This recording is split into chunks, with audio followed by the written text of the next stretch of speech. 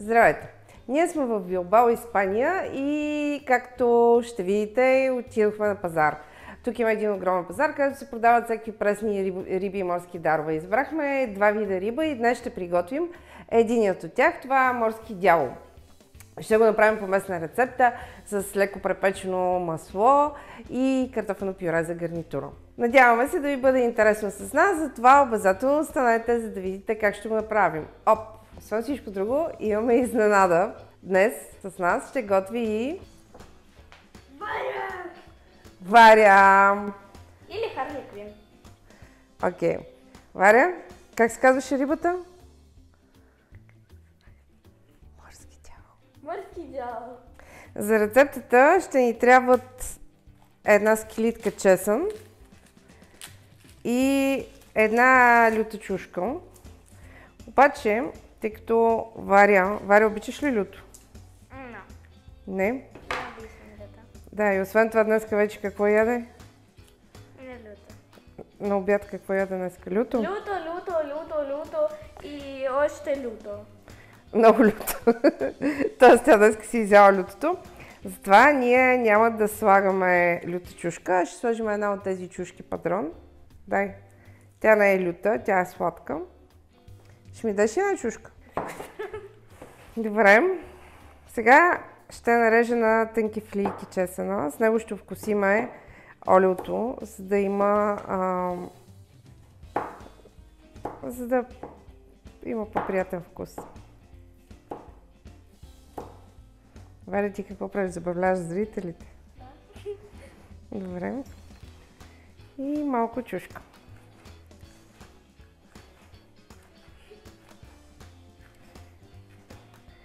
Трябва ни морски дявол. Ние ще го срежем, защото това не е нашата кухня и съответно тук нямаме чак толкова много място. И затова ще го срежа на две парчета. Но ако ви е по-голям тигана, можете да не го правите, тъй като за тази риба казват, че е омара на бедняка, т.е. месото на рибата е много специфично, затова и като се приготви с косено чисто масло, наистина много наподобява омар, а е много пъти по-евтино. Ще ни трябва и масло. Направя слагам по малко сол и малко черен пепер от двете страни на рибката. И сега ще я сложим да я готвим. Първо започваме с рибата. Слагаме около лъжица и половина захитин в тиган и го нагорещяваме добре, като ще изчакаме температурата да се увеличи, но да не е прекалено силно, нещо средна температура. Котлонът има 8 степени, аз ще го направя на 5. След като маслото загрее, сложете парчетата риба. Ще пържим по една минута от страна и след това ще ги обърнем за още една минута.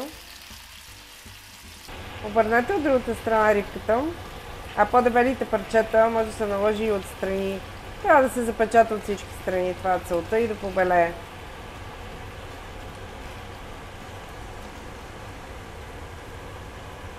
Когато рибата се запече от всички страни, добавете 2 пълни супени лъжици с масло. Когато рибата се изпържи, можете да усетите по това, като натиснете.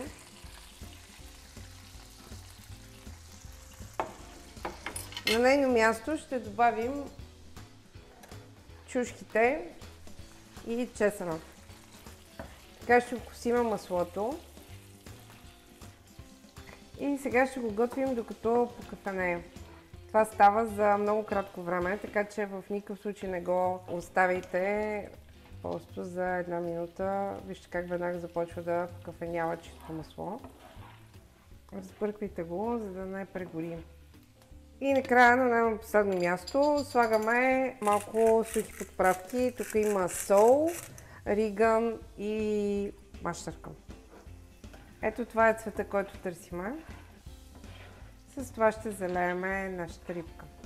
И пак здравейте, сега ние трябва да положим всичко на тарелката. Аз искам така берем малко картофено пюре.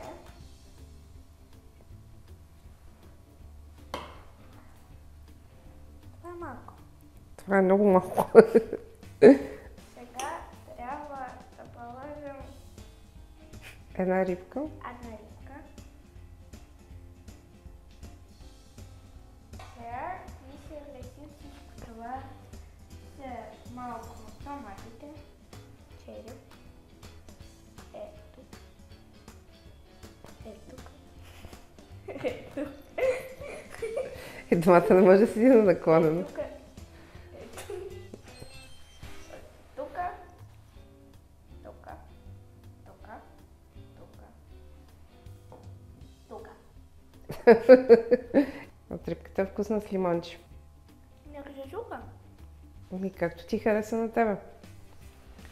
И за красота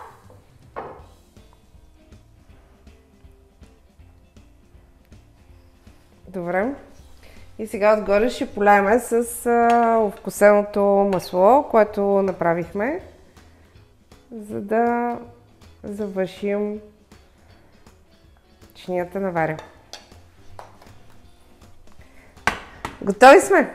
и наконец искам да кажа, защото аз надявам се какво на тебе нравится този рецепт на рибка и ти си приготовиш този рецепт на твоята Кухня. кухня. С вами беше без рукола Да, баба и Варя и Биля. И Били Айлиш, да.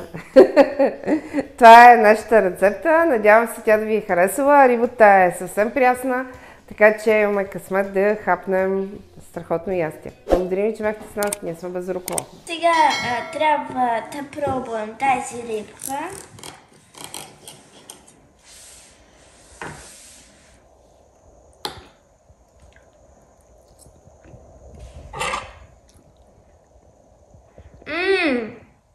Това е много вкусно.